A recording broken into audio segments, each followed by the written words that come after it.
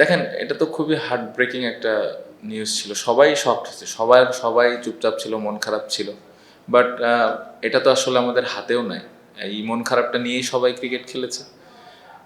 But এটা আমি আসলে এটা মাথায় নিয়ে আমি ক্রিকেট খেলেছি এটা আমি বলতে চাই না।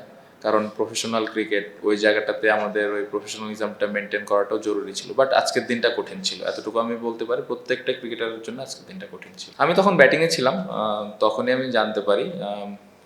সবাই তো মানে অবাক হওয়ারই বিষয়, কারণ আমরা কেউ আহ, আশাই করিনি যে এরকম কিছু একটা হবে। বাট এগেন এটা তো আসলে আমরা কেউ জানি না কে কখন চলে যাবেন। সো এটা সবাই আমরা অনেক অবাক হয়েছি। বাট আসলে এই জায়গায় তো এর বেশি কিছু করার নাই, দোয়া করা ছাড়া। আনফর্চুনেট বলবো না, কি ওয়ার্ড ইউজ করবো আমি জানি না। বাট আমরা ওইখানে টসের পরে দেখলাম যে সুস্থ একটা মানুষ পড়ে গেলেন। তারপরে ওখানে সিপিআর দেওয়া হলো, পালসটা একবার এসেছিল, তারপরে তো অ্যাম্বুলেন্সে যাওয়া হলো। বাট আসলে সবাইকেই আমাদের একদিন চলে যেতে হবে। বাট এতটুকু রিকোয়েস্ট করবো পুরা সবাইকে, দেশের মানুষকে তার জন্য দোয়া করবেন, এতটুকু বলতে পারি। খুবই ভালো মানুষ ছিলেন। অনেক লম্বা সময় কাজ করার সুযোগ হয়েছিল ওনার সাথে, প্লেয়ারদেরকে অনেক সাপোর্ট করতেন। এই তো এতটুকু রিকোয়েস্ট করবো যে সবাই ওনার জন্য দোয়া করবেন। এবং কারো কাছে যদি কোনো ভুল ত্রুটি হয়ে থাকে সেক্ষেত্রেও ওনাকে ক্ষমা করে দিবেন। আর ওনার ফ্যামিলির জন্য এটা অনেক কঠিন একটা ব্যাপার। বাট দূর থেকে হলেও ওনার ফ্যামিলির পাশে থাকার চেষ্টা করবেন।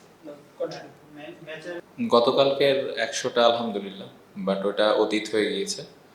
কত বছর দৌড়াইছি ফিটনেসের কারণে, ওটা দরকার ছিল, ওইটাও অতীত হয়ে গেছে। সো নতুন করে ব্যাটিং আবার শুরু করেছি এরকম কিছু না। প্রতিদিন চেষ্টা করি কিভাবে কন্ট্রিবিউট করতে পারি, কিভাবে আরেকটু নিজের ব্যাটিংটা ইমপ্রুভ করতে পারি, ওটাই চেষ্টা থাকে।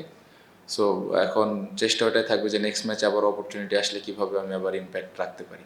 আমি অনেস্টলি এই টুর্নামেন্টটা খেলছি, খেলাটা এনজয় করছি। আর সিলেকশন ওয়ার্ল্ড কাপে যাব না এটা নিয়ে আমি একদমই ভাবছি না, কারণ এটা আমার পার্ট না। আমি একদমই চিন্তা করছি যে কীভাবে আমি রেগুলার কনসিস্টেন্টলি রান করতে পারি এবং দলের ওপর ওই ইম্প্যাক্টটা রাখতে পারি। দেখেন, যেটা আমার কপালে আছে সেটা তো আছেই। আমার কাজ হলো পারফর্ম করা, রান করা, যেটা আমি করার চেষ্টা করব। ভবিষ্যতে যদি সুযোগ হয় খুবই ভালো, আলহামদুলিল্লাহ। যদি না হয় আবার চেষ্টা করব কিভাবে আমি কামব্যাক করতে পারি। আমার মনে হয় ব্যাটিংটা আমরা আরেকটু বেটার করতে পারতাম। ব্যাটিংটা আপ টু দ্য মার্ক ছিল না। বাট আমাদের যে ব্যাটিং ইউনিট আছে, আমার পুরো বিশ্বাস আছে যে ব্যাটিং ইউনিটটা ঘুরে দাঁড়াবে এবং আমরা খুব ভালোভাবেই বোর্ডে রান রাখতে পারবো, যেটা দিয়ে আমার বোলাররা ওইটা ডিফেন্ড করতে পারবে বা ভালো একটা অবস্থান তৈরি করতে পারবে। আকবর অ্যাজ এ ফিল্ডার হিসাবে খেলেছে, যদি আপনি দেখেন। টিম কম্বিনেশনের কারণে এখনো পর্যন্ত খেলার সুযোগ তার হয়নি।